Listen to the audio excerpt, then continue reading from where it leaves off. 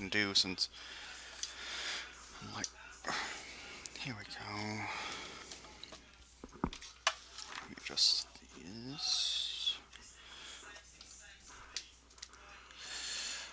Okay, and then we're gonna turn on the desktop audio device. Is this?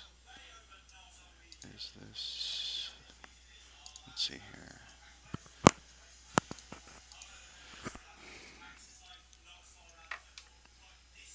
Yeah, it's pajamas. I like my I like my pajamas. Okay, hello everyone. This is Zeloz, aka Cecile, pronoun she, her, and welcome to a special after dark edition of my stream, I guess you could say. Um, I'm gonna start a series, uh, I guess tentatively titled the PS1 Summer of Shmups, and I'm gonna be going through the PlayStation 1's shmup library in order. Um, just gonna play through each game. Probably not all the way through because I'm not actually that great at shmups, but at least enough to until I get sick of it. I guess it's a good way of putting it. So,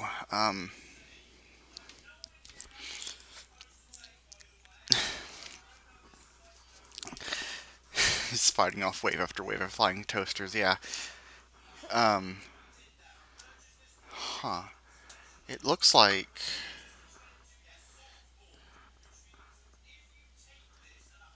Let's see here. Chat box.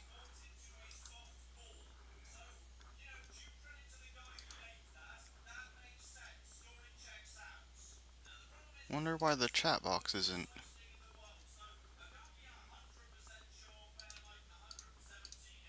Huh.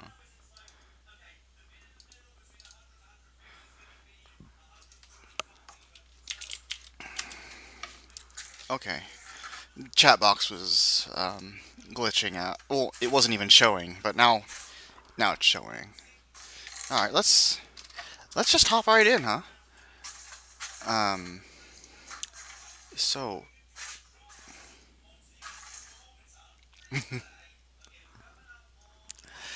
uh, actually, let me go ahead. Um, Here, let me switch it right quick. Um,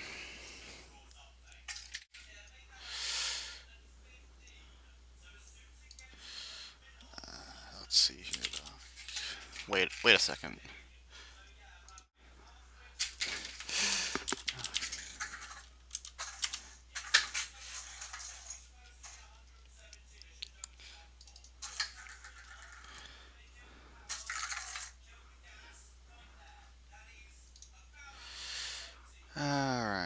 All right then. So, this is this is the list we'll be going off of.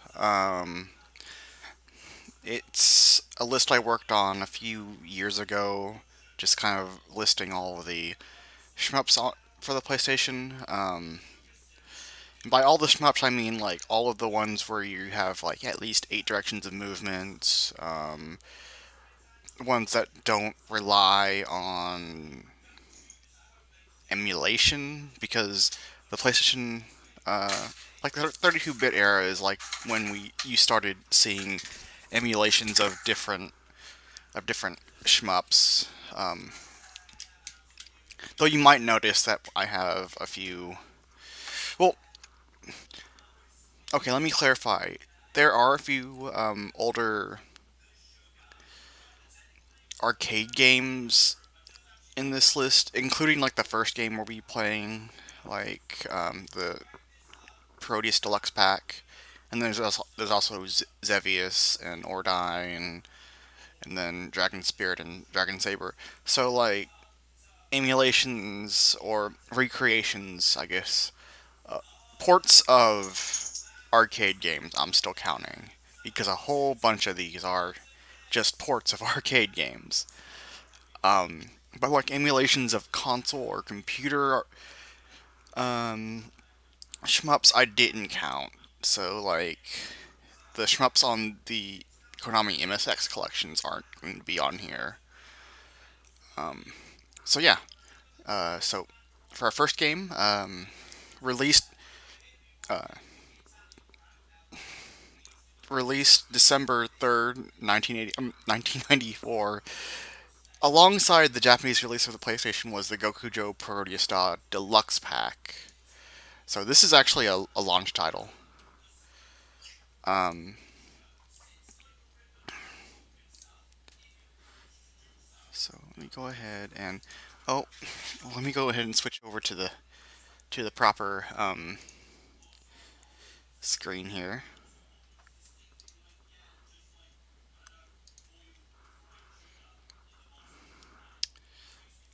Right, and maybe turn on the sound a bit. That would be great.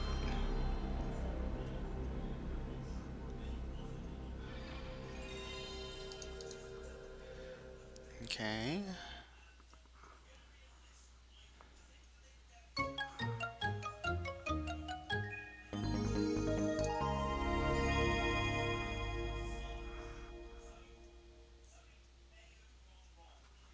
Let's see.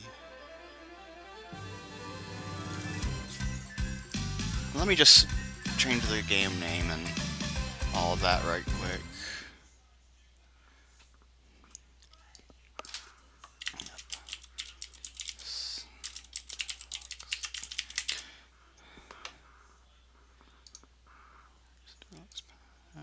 And then we're gonna change this.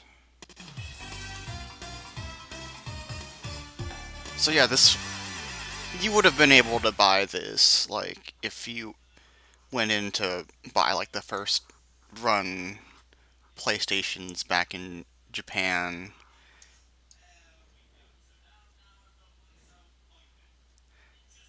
So this is like literally the first shmup for the system. Okay, I think that's good. That's good. Um, let's get started.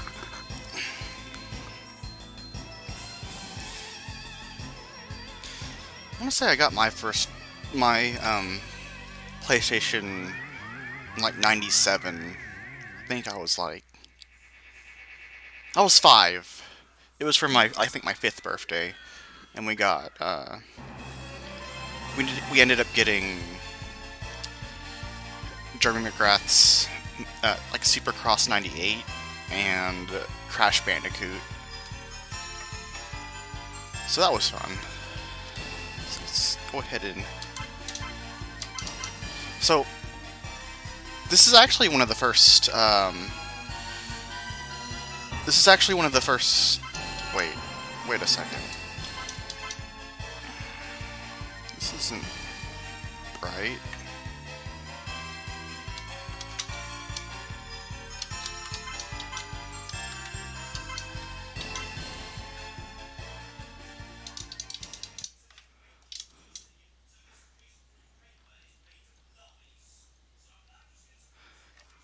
That must have been just the demo mode. Yeah, it's just demo.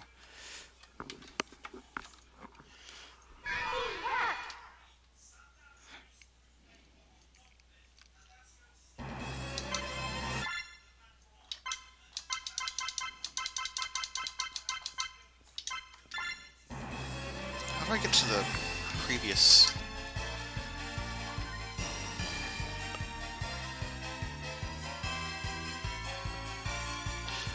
Let me see if this works. That's not right.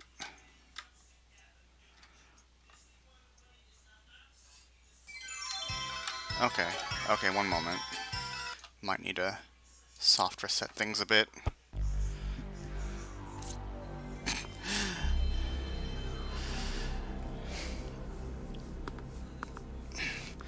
Yeah, my family had a Super Nintendo and an NES before we got the PlayStation. I remember looking through a catalog before we got our PlayStation, and like I think we were going to get an N64, but it ended up being more expensive than the PlayStation, so we just ended up with the PlayStation. Um, that turned out to be a good choice on our part. So, as you can see, we have two Parodius games here. We've got Gokujo Parodius and Parodius Da. Parodius Da being the first arcade Parodius game, so we'll go ahead and jump right in. This would have actually come out like a few months after the arcade release of Gokujo Parodius. Don't ask me what Gokujo means because I don't really remember. So, this is also one of the first PlayStation games to support a load and save system. A lot of early PlayStation games utilized like passwords or didn't even make use of the memory card. So this is actually kind of notable for being one of the first PlayStation games to use the memory card. There's no auto saving and auto loading though. Oh, I don't have data. Okay. Let's just go ahead and hop right in. I'm gonna go ahead and do Twin B. And manual power up.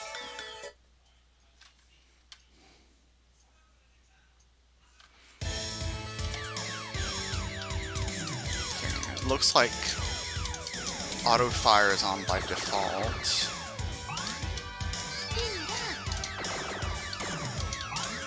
And I think by default it assigns, well, maybe not. I was gonna say, I thought by default it assigns the missile to a separate button, kind of like in the arcades.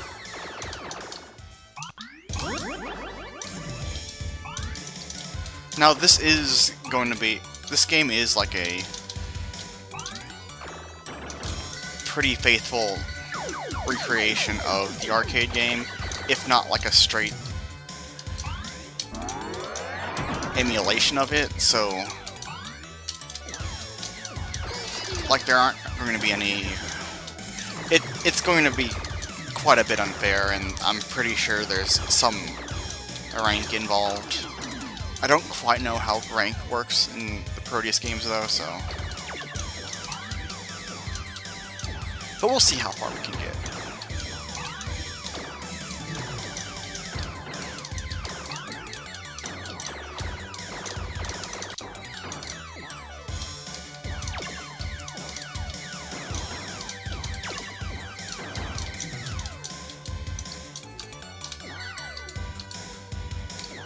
Yeah, I think that one down there was actually a...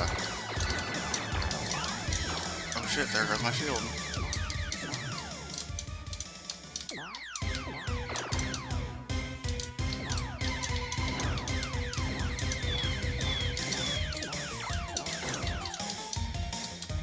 Fuck. That kind of just came out of nowhere.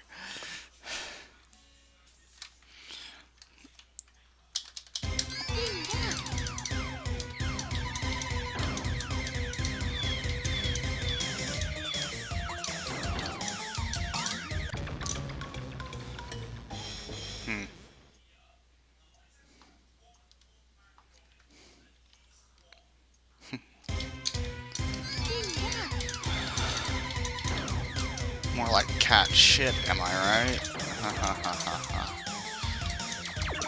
I can do a comedy too.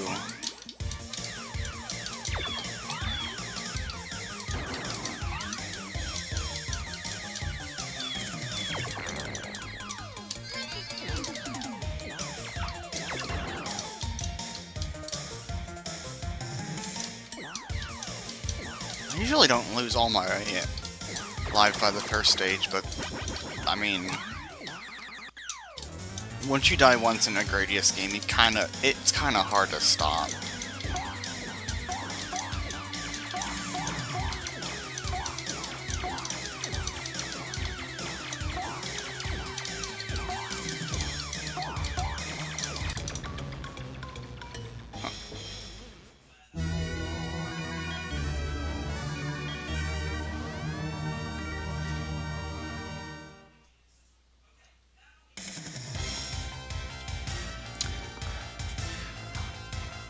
No, this is an arcade game. I'm dying to reduce rank. That's what that is.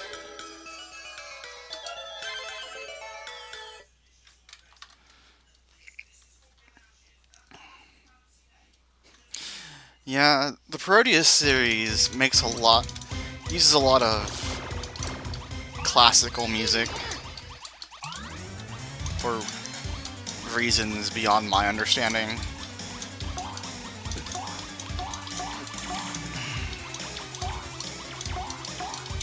Well, I believe, like, one of the later Proteus games makes use of, like, a song from Casey and the Sunshine Band, which they had to, like, censor out for later version of the game. It's pretty bizarre. Okay.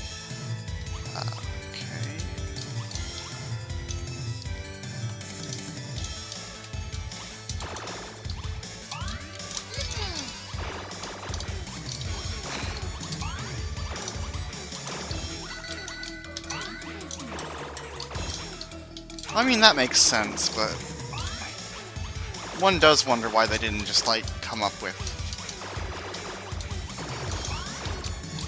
their own compositions, kind of like with the other Gradius games.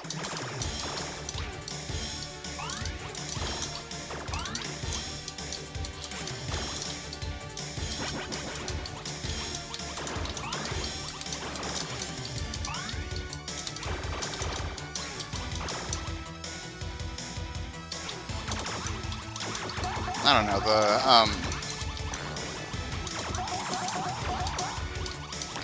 using classical compositions does kind of lend the game a unique flavor. Oh shit, I got a roulette. Yeah, sometimes, instead of usual Gradius power-ups, you get... It turns your power-up bar into a roulette wheel, and that interrobang on the roulette wheel, the exclamation point and the question mark, if you hit that, like, you lose all your power-ups and you're just kind of screwed. So, this game can get mean.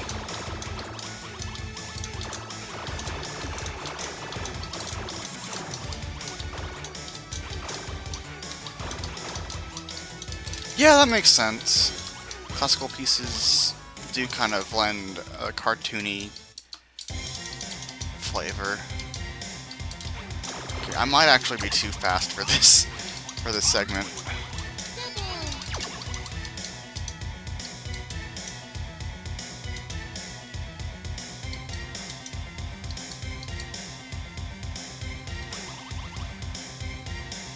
You can't actually defeat this dancer. You just kind of have to outblast her.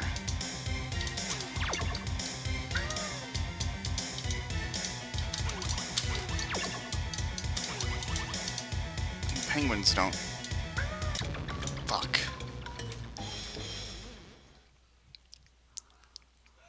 The penguins don't help at all.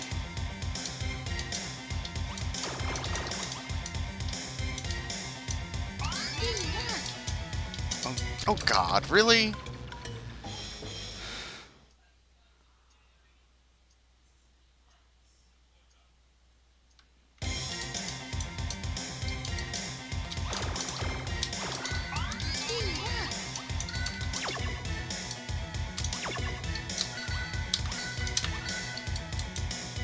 If I get it, there we go.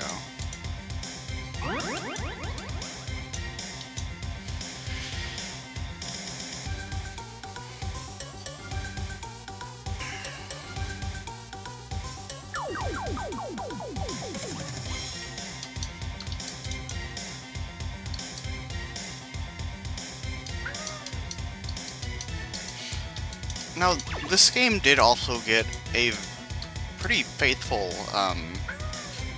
Super Nintendo port. So, I mean, I imagine... Well, this and the next game that we're going to be looking at. So, like, the fact that it's Parodius, two Parodius games on. Oh shit.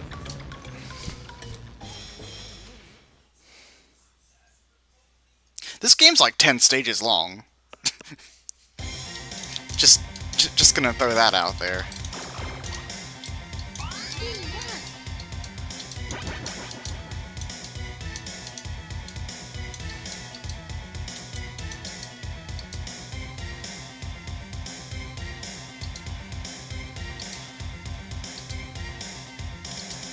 Like, as cartoony and charming as the Parodius games are,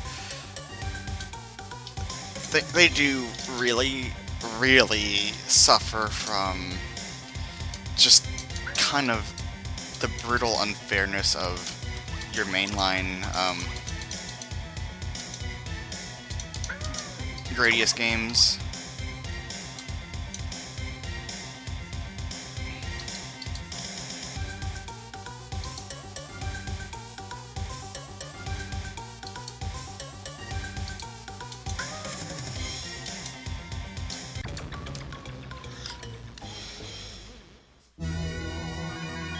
And you know what's kind of fucked up? Like, this boss is actually a parody of one of the last bosses that you encounter in Gradius 2, and, like, she's just a straight up just a mid-boss for the second stage. Like, that's really fucked up. Way to just crush your player spirit from the get-go.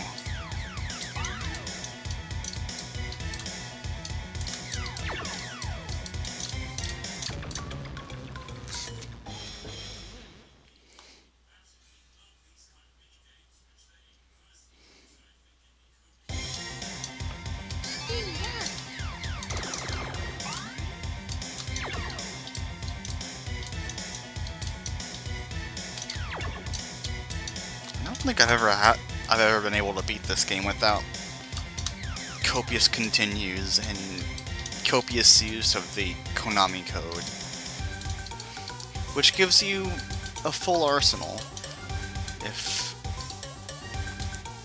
you're unaware, but only if you turn your controller upside down, because otherwise if you try entering the Konami code, normally the game just kills you, which is a bit cruel.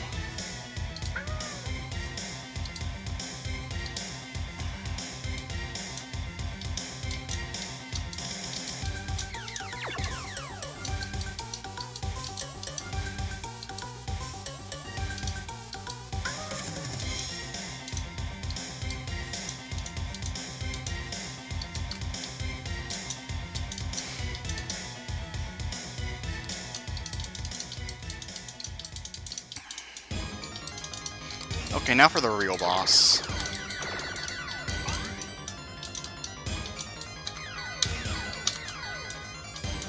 And the boss is fucking America. It's a fucking baldy. What the hell?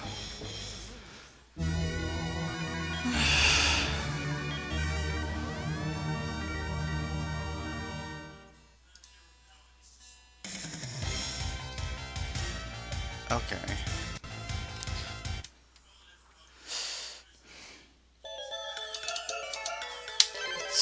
Let's give Pentaro a go.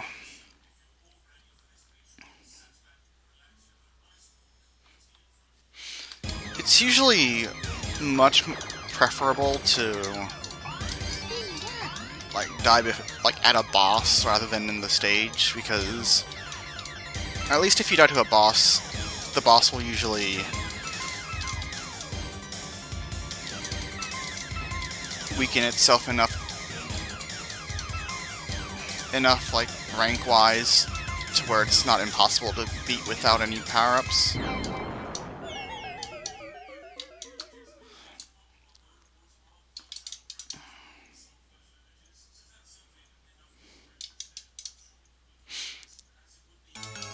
I can't argue with that, yeah. Pentaro is pretty good.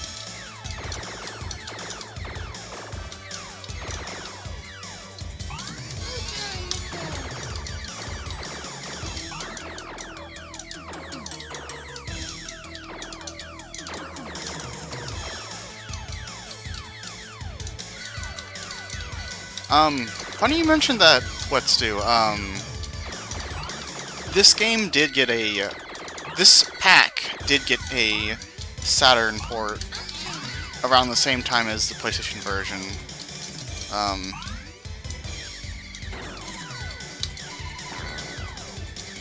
not quite sure if there's any significant differences between this version and the Saturn version, though, but since the Saturn was out before the PlayStation,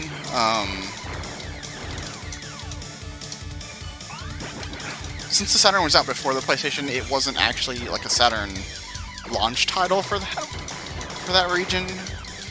But I mean, it was still part of this deluxe pack was part of the Saturn library. You're probably thinking of Sexy Parodius, which is like the final entry in the Parodius series. That one got both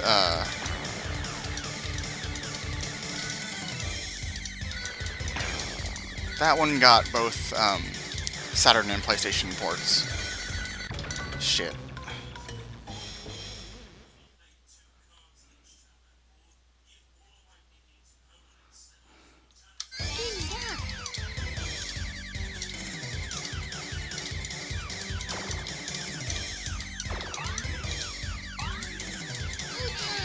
People seem to really like Sexy Parodius, but it gets really unfair for some of those stages.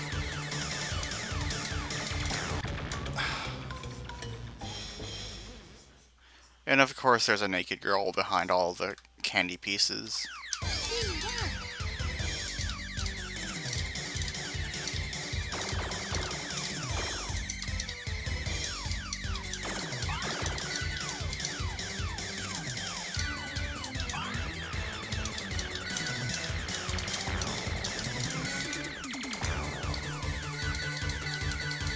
Yeah, Sexy Parodius is probably the most horny of all the Parodius games, but like it was just exaggerating a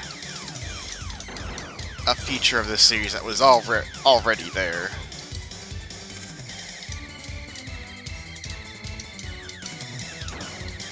Yeah, Konami has it. Shit. It's a Konami property, still. I think the last Parodius game was like a Apache slot machine from like the mid-aughts.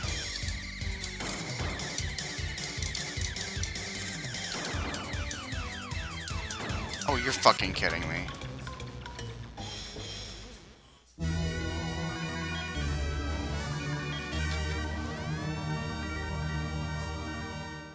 I hear Bomberman R is actually kind of shit.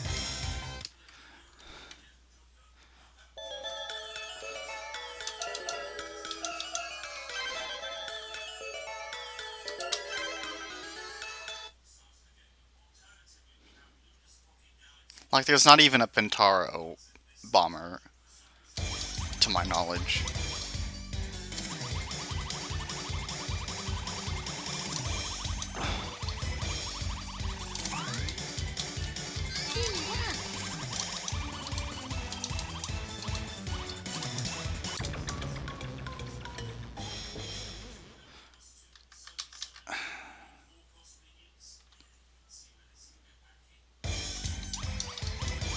I used to really like this game, but like the past few times I've tried playing this, I'd always get stuck like either here or at the dancer place. Like, see, you have to like snake around and not get trapped in this segment, which you need to do by getting speed ups, which you need to do by carefully navigating around these shots.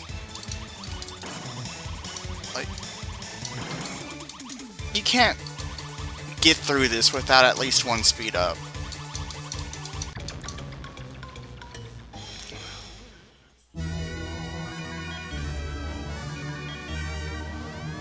Oh, Sexy's pretty bad about it too. It's just something I've developed less patience for as I've gotten older.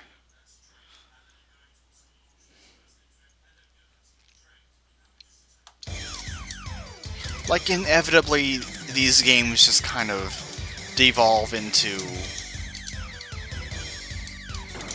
like, how long is it gonna take before I start using the Konami code and buffing myself out? Like, it's just, it's really frustrating. And I mean, like, how the fuck was I supposed to know that was gonna hit me? I think I've credit fed through this and Sexy before. It just never felt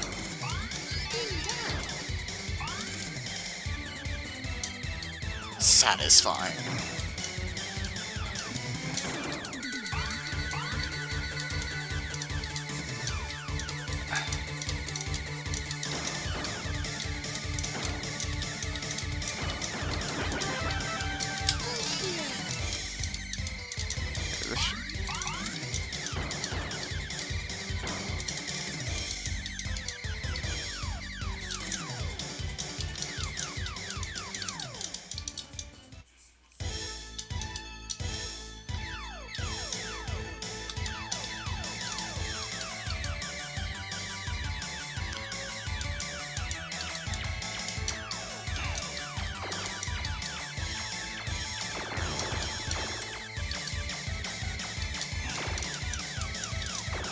Since I don't actually have a...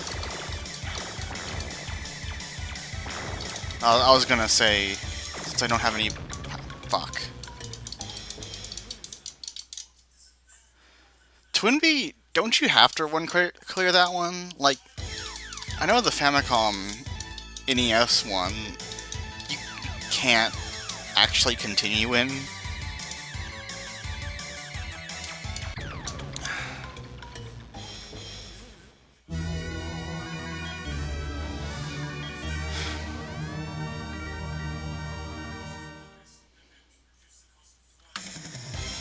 I'm gonna give this one more credit and then move on to the next game. The next game is actually a lot better.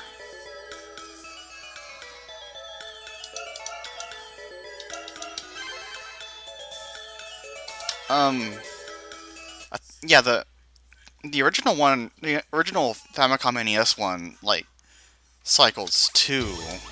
It's just that if you run out of lives, you don't get to continue. You have to start all over again.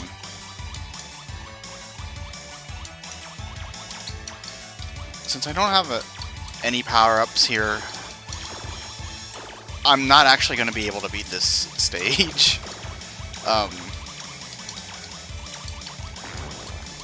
The best I can really hope for is to...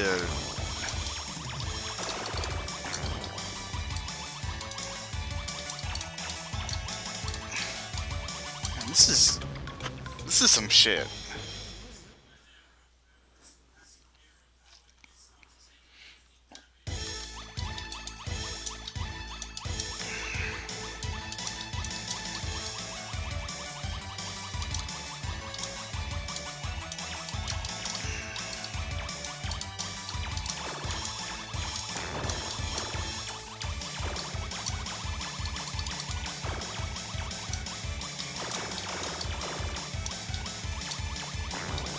I gotta give it to Proteus though, like, some of these bosses are completely unique to this series. Like, I don't think there's a boss in like the regular Gradius series that's quite like this.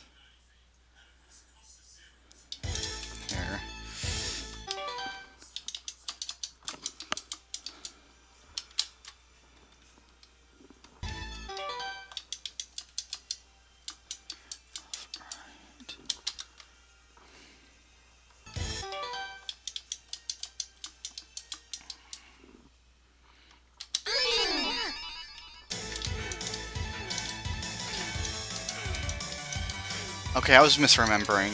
You gotta enter the Konami code upside down in the Super Nintendo version. In this version, you just enter it normally and it's fine.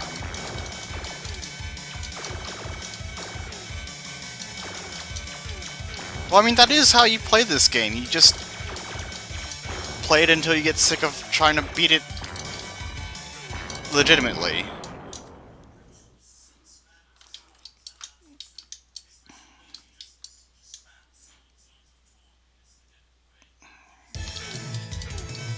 Yeah, that pause right there, it's the disc reading. This being a first generation PlayStation game, there are like significant um, load times, but like they're not really invasive.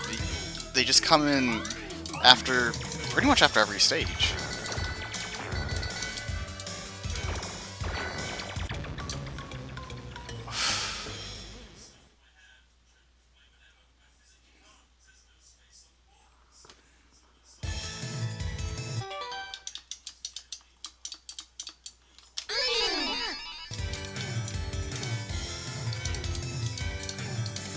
I'm gonna try to show off as much of this game as I can.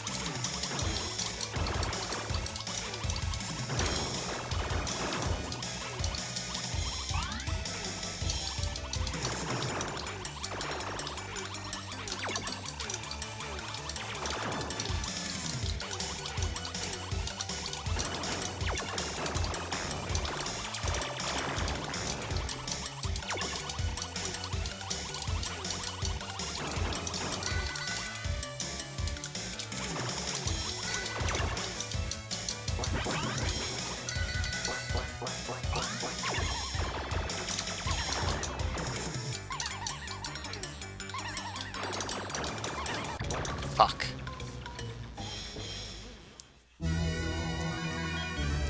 So yeah, the boss fight of this stage is just a giant sumo pig that undoes its tries to hit you with its sumo diaper. Anyway, that's Gokujo Parodius. Well, that's Parodius Da. Sorry. Let me go ahead and show you Gokujo Parodius. It's a quirky game, but goddamn, it's frustrating.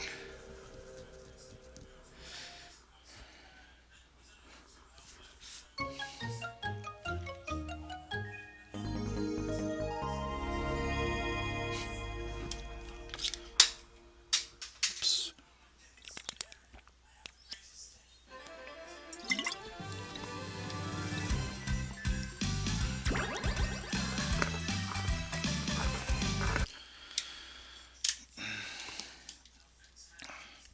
So this one was released like 4 years after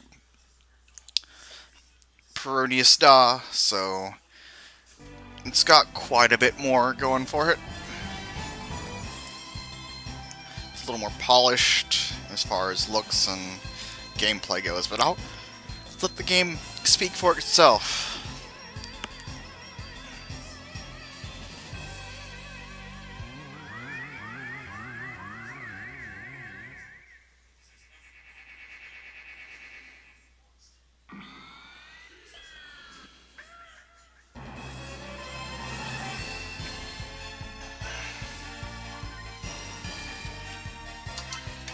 Let me just tweak the options right quick though, because the defaults for this game are actually kind of weird. So auto shot and roulette are on. So yeah, this game defaults your shot to one button in the missile to another. And for some reason, it also assigns your bell power to the same button as your missile, which is pretty weird because that's not how the first game was set up. But whatever. So this game gives you a few more characters. You got your Big Viper, your Stick Dude, a pig, a fish, a bunny girl, a Pitaro, and a Twin Bee, and Tarosuke the octopus. That's not what I wanted. No, I didn't want auto. Damn it. So yeah, I guess I could show off what auto does. For those of you who don't want to like pick out your own, you don't want to deal with like picking out your own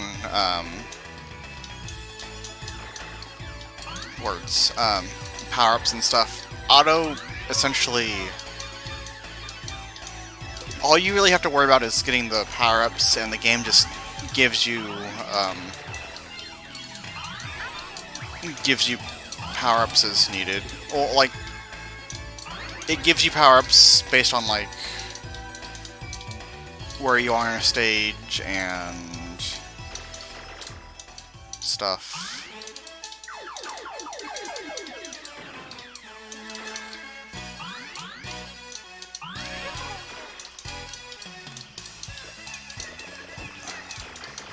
Like, the power-ups that the game gives you in auto mode aren't too bad.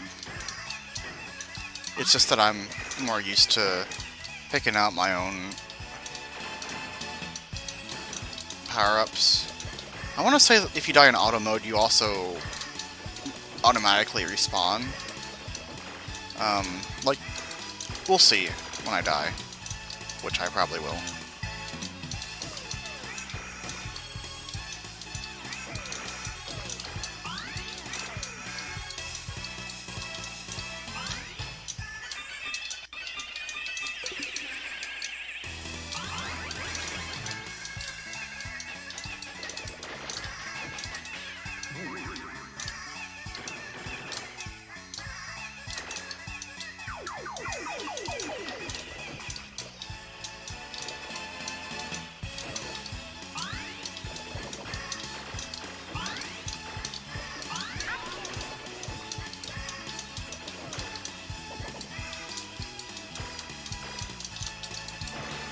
I do really like the crane game aesthetic of this stage. Oh shit.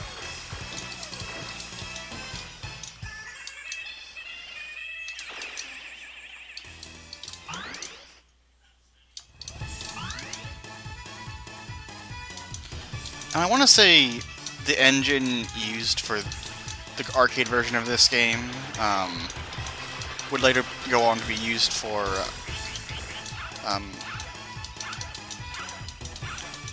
Sexy Parodius.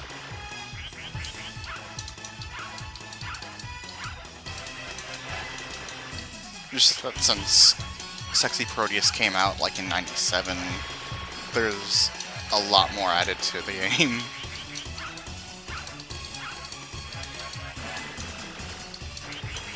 Like a whole mission system and all that, but we'll get to that when we get to that game. You know, funny enough, this game actually, or at least the Saturn version of this game, actually got a European release under the name Parodius, like just straight up Parodius. And I think they called Parodius Dog Parodius and this game Fantastic Journey, because for whatever reason this game actually got localized in Europe as like Fantastic Journey for the arcade. And I want to say the Parodius Dog also got a release in Europe. For some reason, Konami thought that Europe could handle, like, this series, but not America.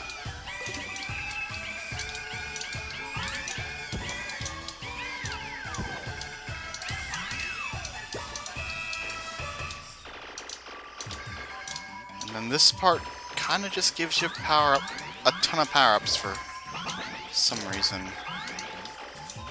Just crams the stage full. Oh shit, that sucked.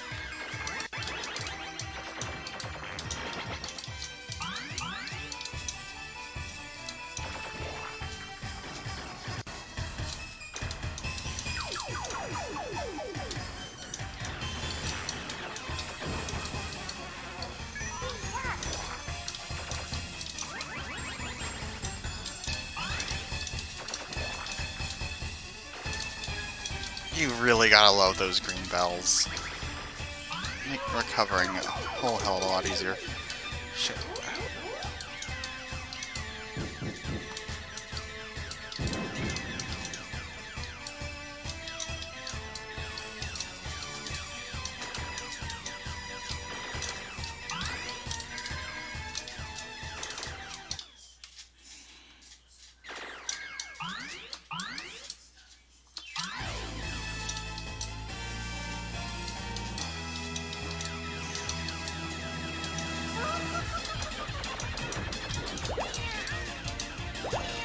This boss is so good.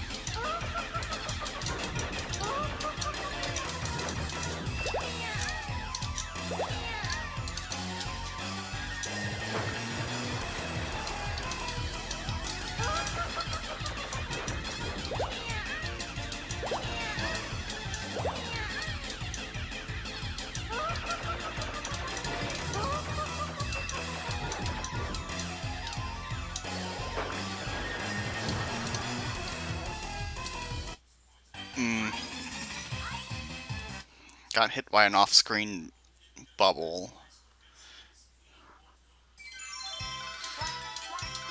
Okay. Yeah, her ears are fins. Okay, serious mode. Serious time. So I think Hikaru and, Mambo the fish, they don't actually have... Okay, no, she has options, but... So I know some of the characters don't actually have options, but they have this thing called grade up, where...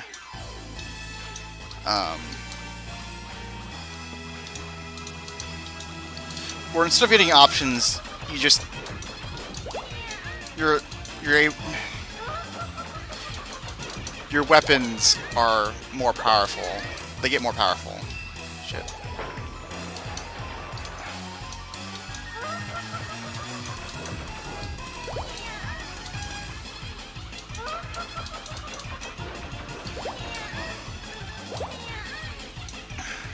Yeah, the entire Parodius series got a re-release on the PSP for the Parodius Portable Collection, which was only released in Japan, but I actually managed to import a copy, and it is delightful.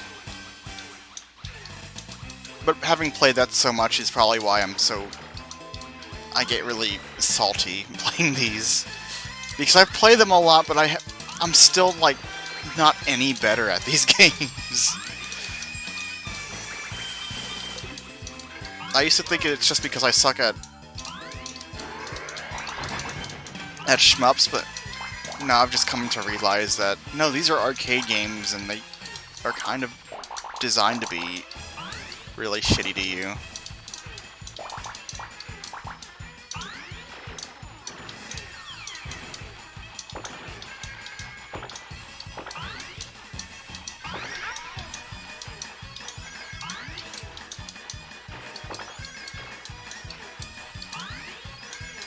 So this stage is a lot like the third stage of Parodius Star, right down to like the confectionery theme and having to shoot through a bunch of shit.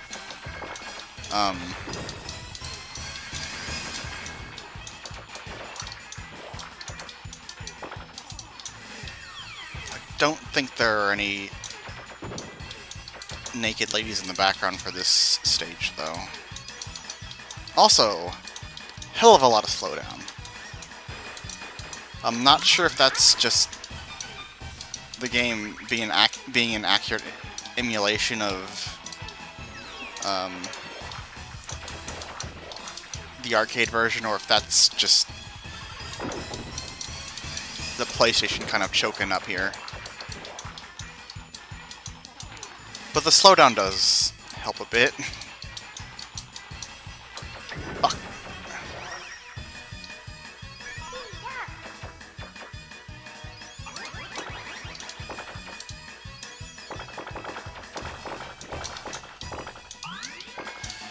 This is on a PlayStation emulator, but this emulator simulates like the disc accessing, so that's why it kind of stops to load a bit sometimes. Never pirate. Nah, I'd never pirate. Ninjas are better anyway. So, like, this boss is actually a straight-up rip-off of a... oh shit. Of a boss in Gradius 3.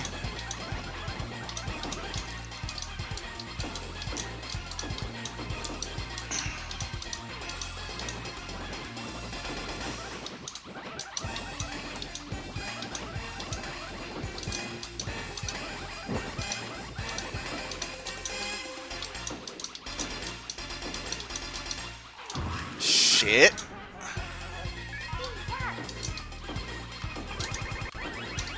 Okay.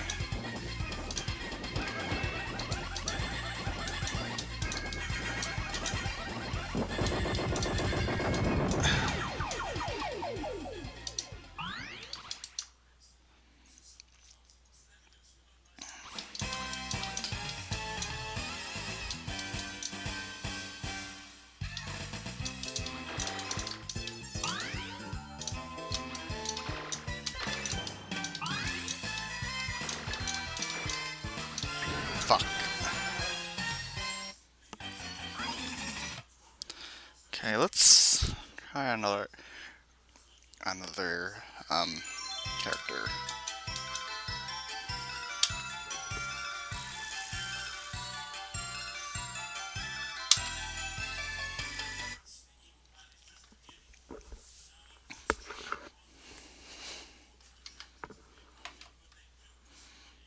I'll stand for gigantic bunny girl from space.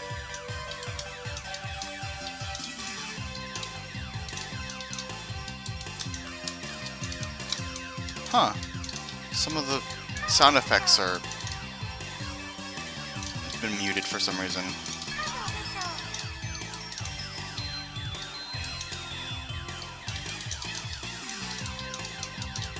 I like the sound that the game's supposed to make whenever... yeah, some of these sound effects are muted. Weird.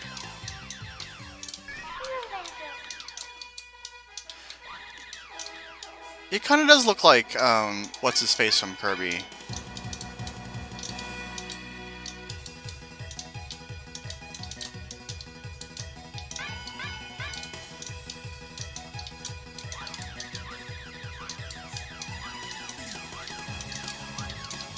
You gotta love these speed-up stages in Gradius games.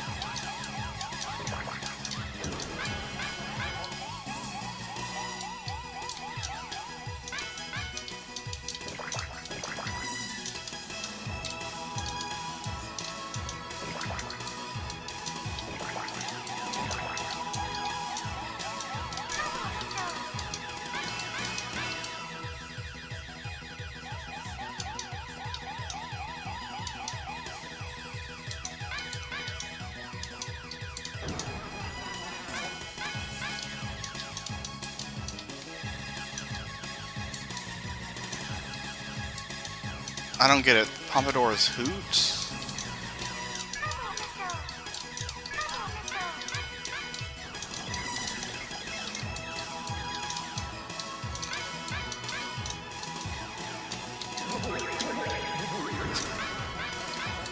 I fucking love that gag. Okay. Uh,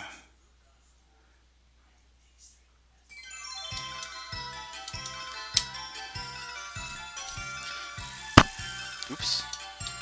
Alright, let's do Koitsu.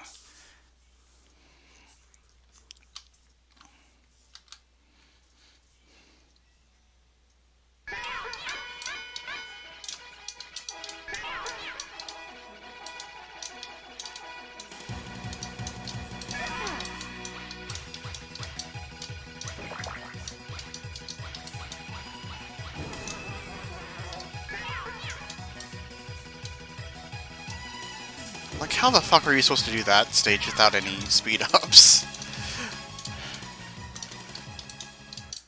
Luckily, auto, like, automatically gives you a speed-up, though.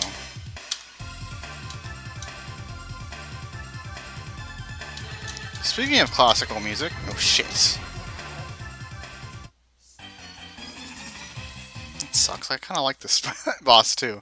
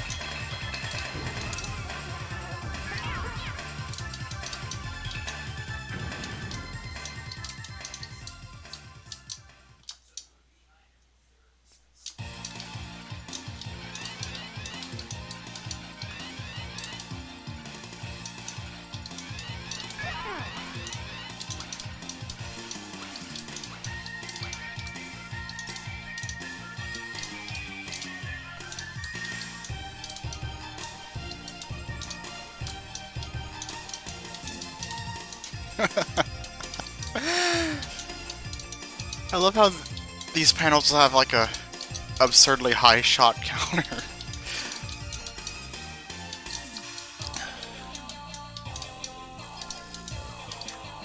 Also, some of the audio has been muted for some reason. I think I must have hit a glitch or something.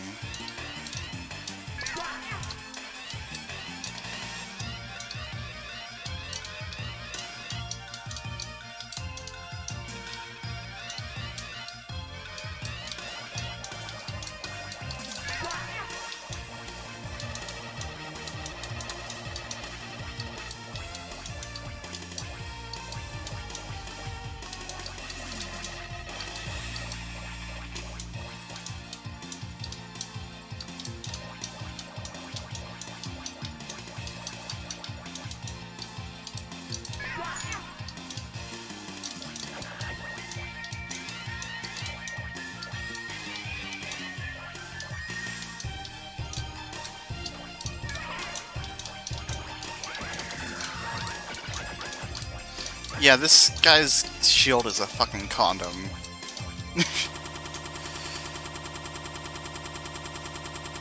Come on. There we go.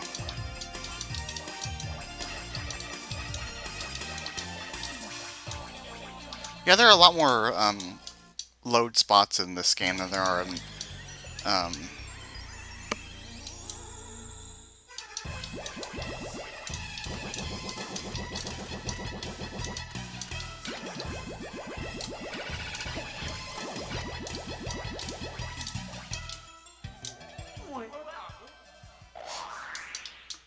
Proteus Star.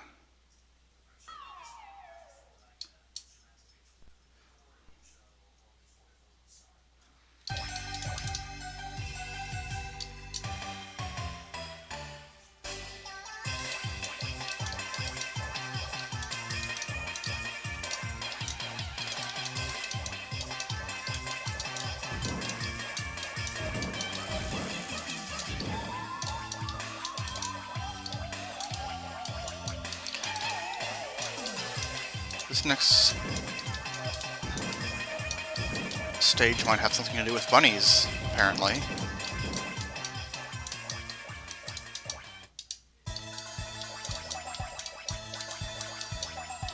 We're on the fucking moon now.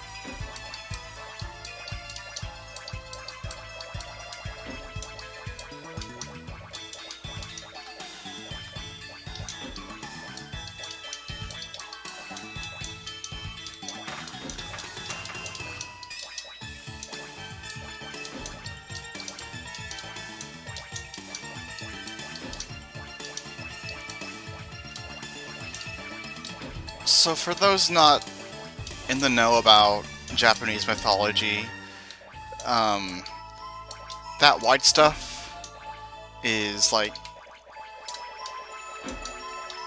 Japanese, like, sweet rice, mochi, and apparently it's Japanese.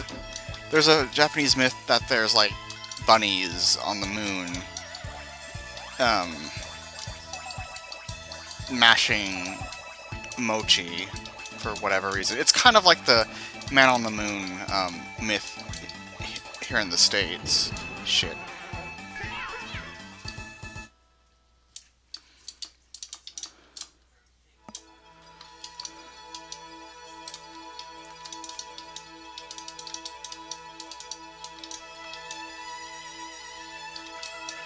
And this is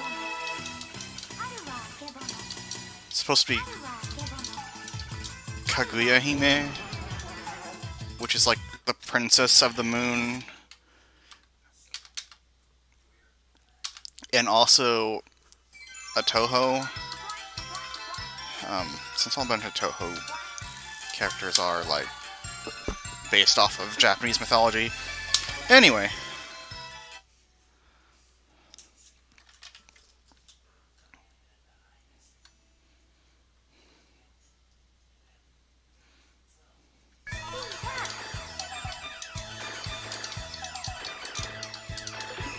I'm gonna try to at least get through this boss, because this is actually a pretty cool boss.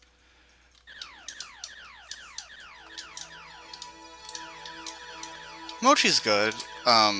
It's sweet, but not in any way that, like, Western sweets are sweet.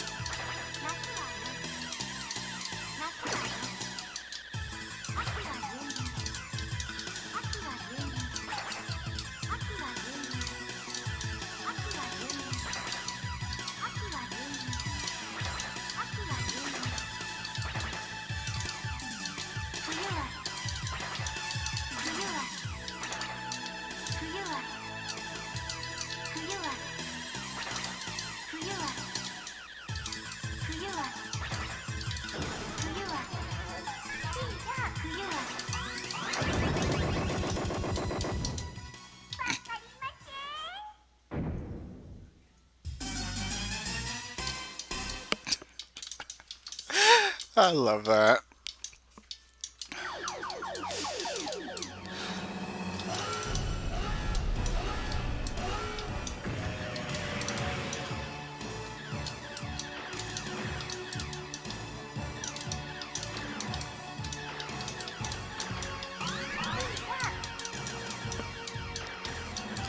So here comes the R-type giant ship battle. This ship was actually in the first, in Parodius Star. like as an optional stage that would sometimes appear if you do too good in the, like if you go for a long time without dying. Oh shit.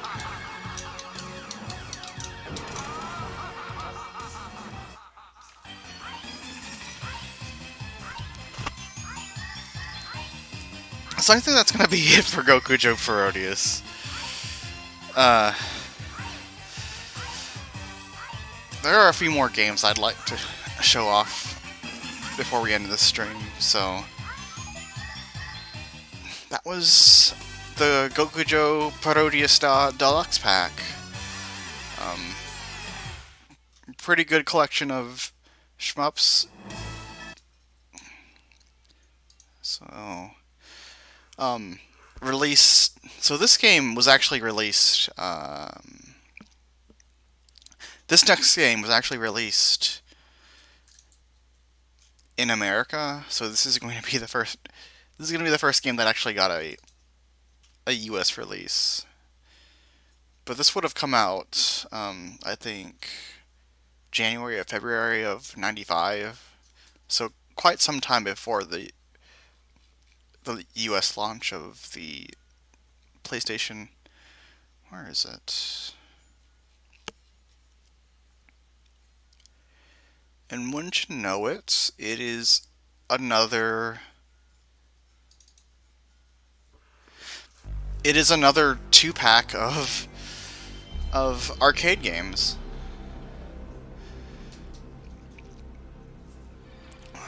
So let me go ahead and change the game name and all that.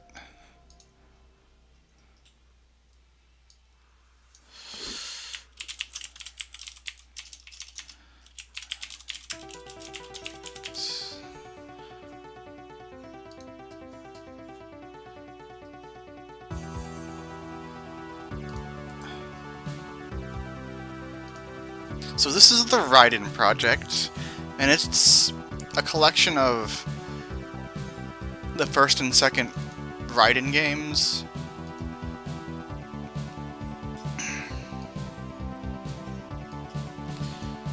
Funny enough though, while the first Raiden got ported to like the Genesis and the Super Nintendo and such, this would be the only home conversion for Raiden 2 for at least until the late aughts, or probably even later than that. I remember Raiden 2 being like, you couldn't even play it in MAME until I think 2014 because of some sort of unemulated protection. So for the longest time this was the only way to play Raiden 2, but we'll get to that when we get to Raiden 2. Ready to Rage War Colonel.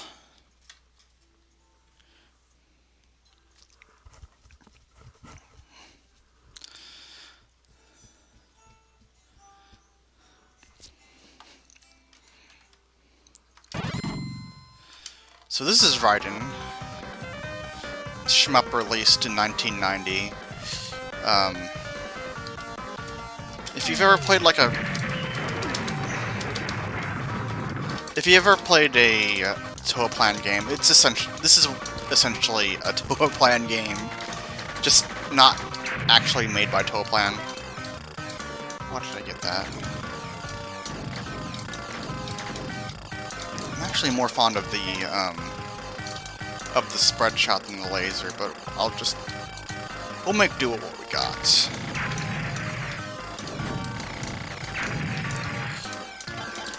I remember me and my youngest sister actually credit fed through a Raiden machine, like at an arcade, I think last year. That was kind of fun. They had free play on, so it wasn't too much of an investment for us.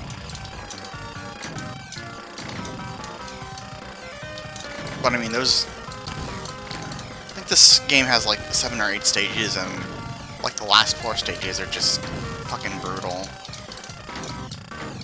Though usually get a game over before the end of the first stage, so...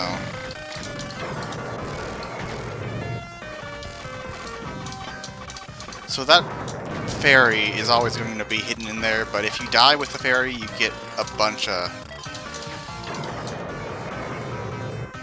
power-ups. I'm not very good at writing, but I usually do a lot better than that.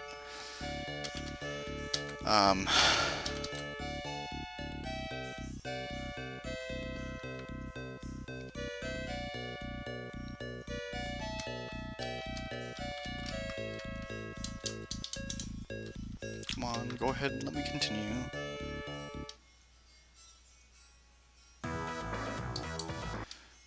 Okay, we'll go ahead and start that over again.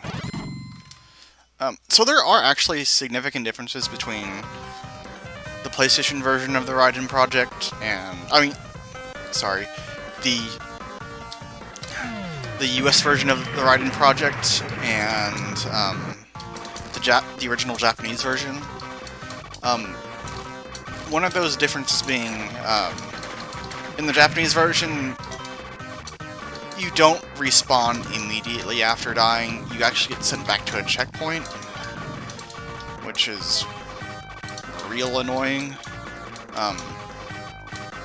But in the Japanese version, you're able to... You get the option to...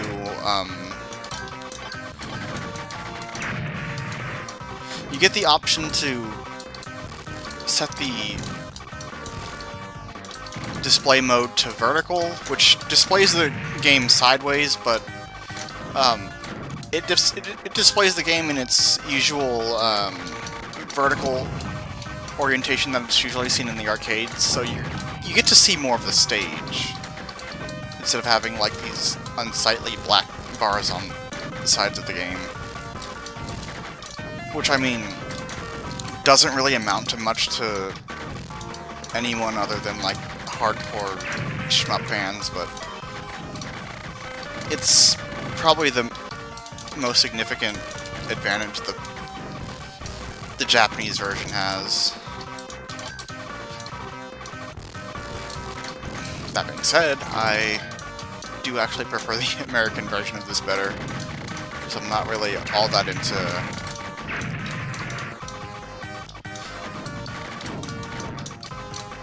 rotating my television to play this at with the arcade resolution.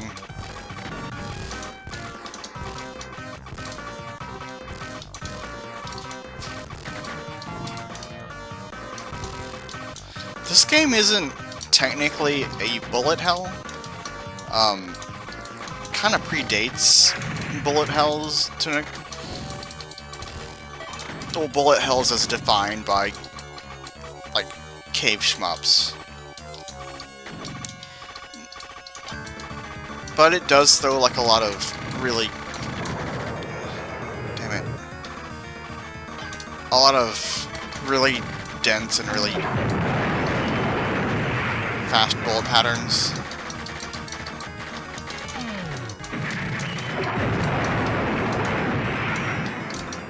It's a bit of a pain.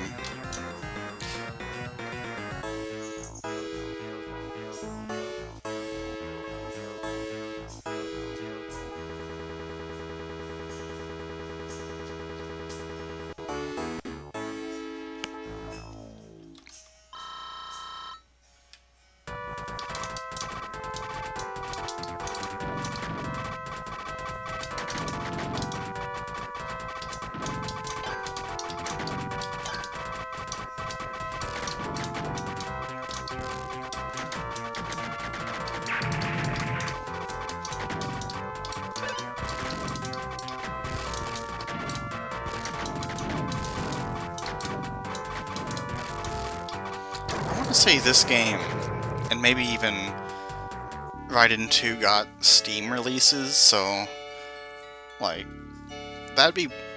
Getting a rotatable TV mount might be viable for those who connect your computer to a television.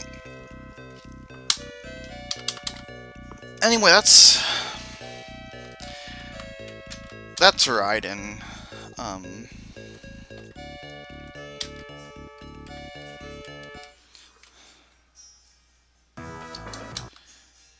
there's not really a lot to it. It's essentially your typical um, military-themed shoot 'em up, except by the midway point, you get shuttled off into space for whatever reason, and you're having what it essentially becomes is you against like military-grade planes flying over vaguely Egyptian-themed architecture.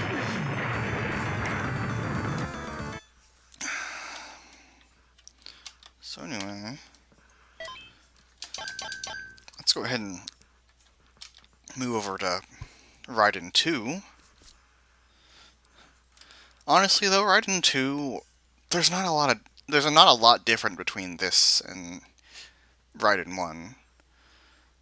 Although you do get a new weapon, and the game looks slightly better. This game came out in '93, so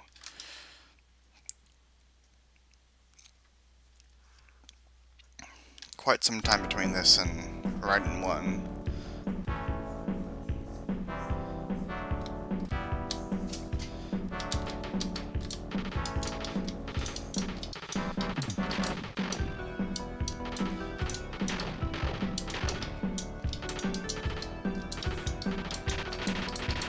I do kind of like how how these enemies, when you kill them, they don't just explode, but like airborne enemies will actually crash into the ground.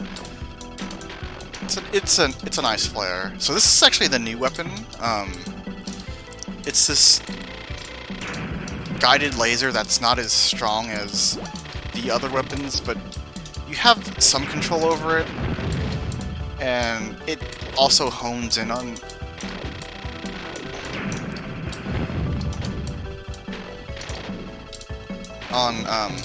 enemies. Damn it!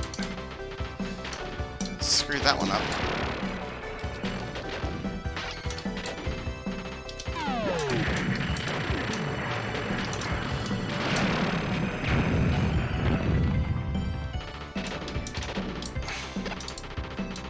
Yeah, this game has a really nice, like, background details.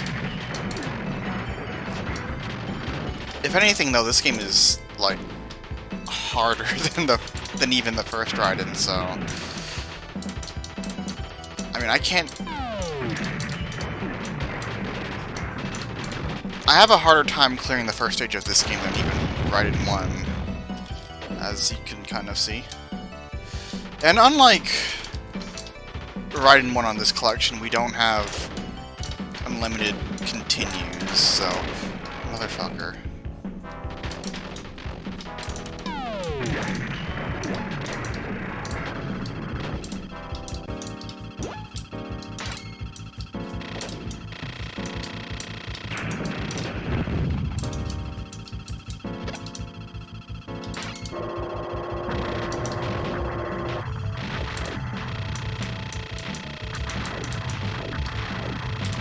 Quite a few shmups have, like, homing options as well. I know Truxton on the Genesis has a homing laser, has like homing thunder.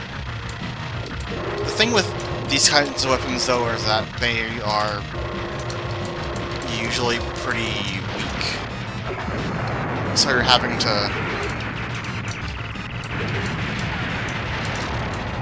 to endure enemies a lot longer.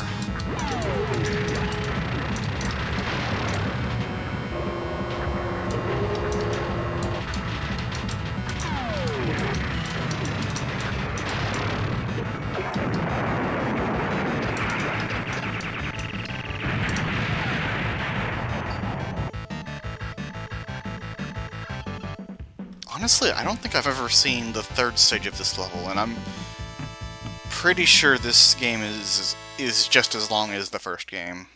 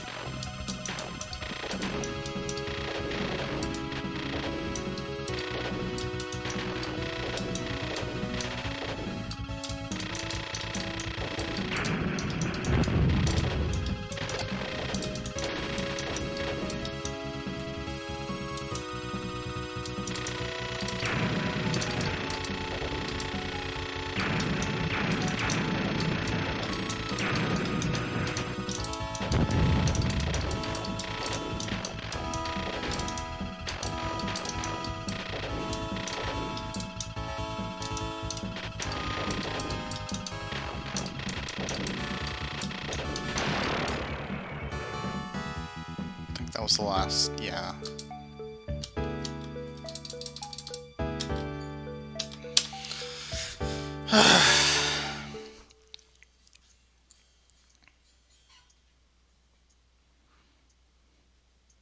So yeah, that's Raiden 2. It really is just a better looking version of the first game. There would be other Raiden games after this. I think Raiden DX got a release on the PlayStation, and that's like a improved version of this. There's Viper Phase 1, which is like Raiden, but set entirely in space. I want to say the entire ship is the hitbox.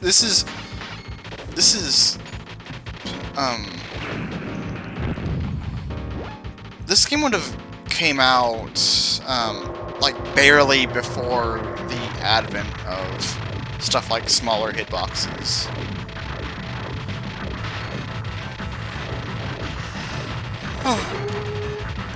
Like, that's not a thing you would really see until Cave started doing their thing.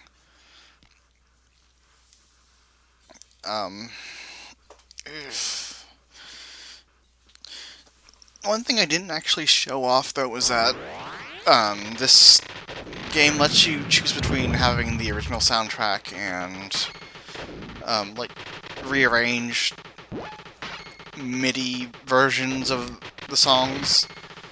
I guess I could show that off briefly.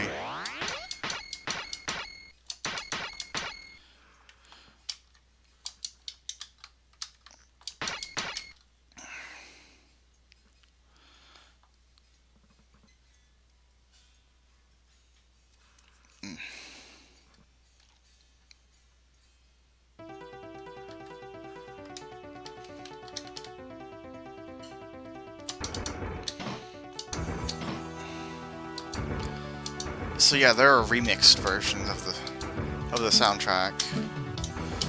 So if we were to relaunch Raiden 2,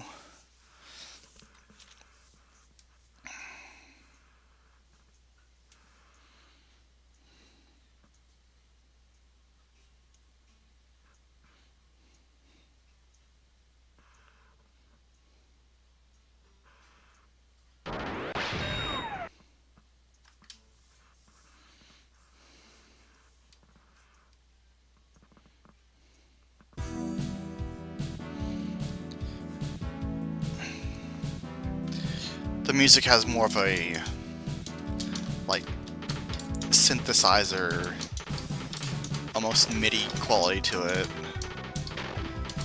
I personally prefer the original compositions, but I mean, this doesn't sound terrible.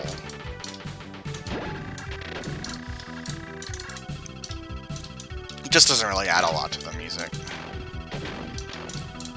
Yeah, it's essential. And that goes for Raiden 1 as well.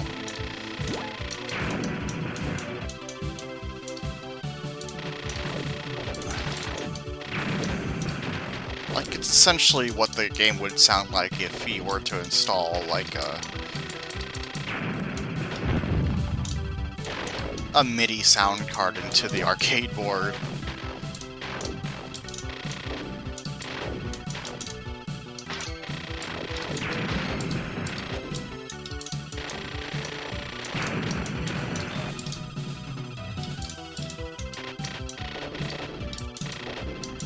Or like a Roland SC-88.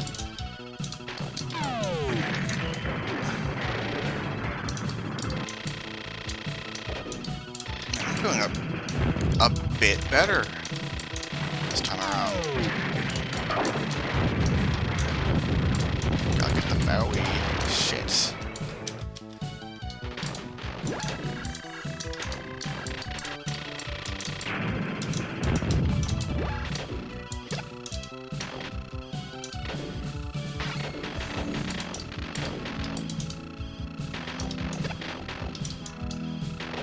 if you like the arranged soundtrack, it's there. And I believe it's unique to this port of Raiden 2.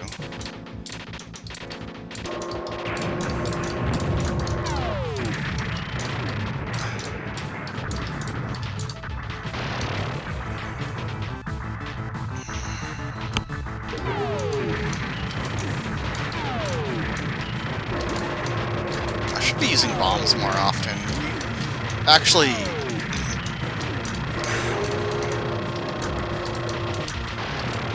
you lose whatever bombs you don't use up whenever you die. Like, you get your default stock of 3 bombs every time you die, and any extra bombs you got before then, you lose. So, might as well just spam the bomb button.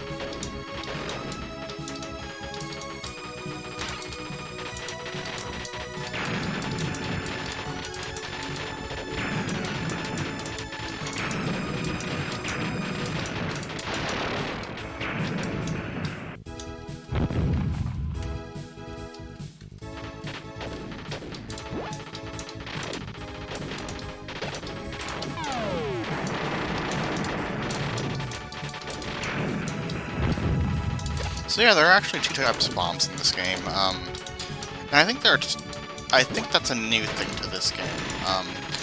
Red bombs are your standard bomb. The yellow bombs are like a volley of missiles, which I think goes out wider than the normal bomb, but shit.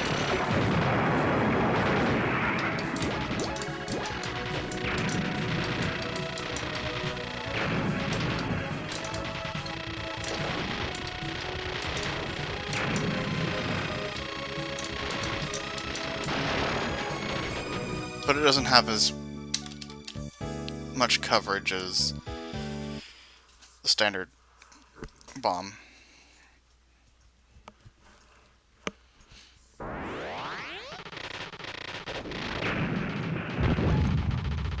Alright, and that was the Raiden project. Pretty nice selection of classic shmups.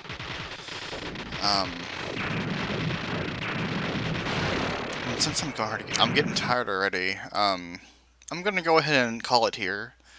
Next time, if I ever do another one of these streams, we're gonna jump into the first system exclusive shmup. And it's another one that was released in the States, and it's actually one that would later get a sequel on the PlayStation 2 that, for some reason, is a survival horror game rather than a shmup. But we'll talk about that in the next stream, if there's a next stream. But yeah, that'll do it for me. See you guys next stream. Bye-bye.